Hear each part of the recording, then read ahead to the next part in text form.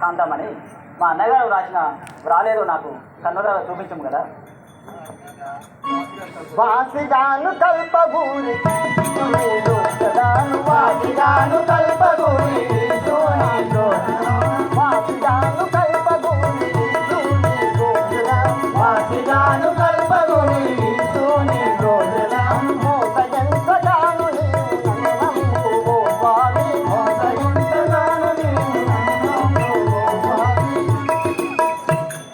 లక్ష్మణస్వామి, నేను విరహతాపంకు అసలే తాళజాలుకున్నాను.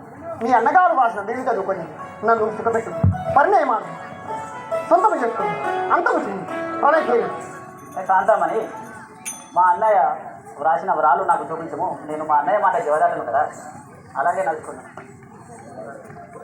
ఏమి వ్రాలు చూపడి సరే, అట్లయితే చూసుకున్నాము. ఇప్పుడు చూపించు. దీపుపై కాదు మీ అన్నగారు రాసిన, ఇంకెక్కడో రాశాను, అది తెలుసుకొని పోయి. లేదు, దీపే మా అన్నయ్య నాకు దీపు పైన రాశా అని చెప్పాలి. అక్కడే రాశాడండి, నీకెలా తెలుసు? నాకు తెలుసు, మా అన్నయ్య కదా.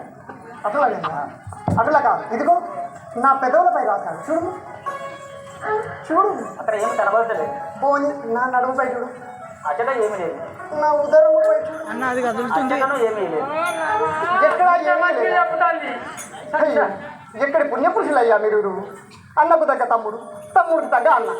ఇక నా కర్మ నే చేయనదేమున్నది. చూడవయ్యా చూడు, రాయి చదువు చేసుకును చూసుకును.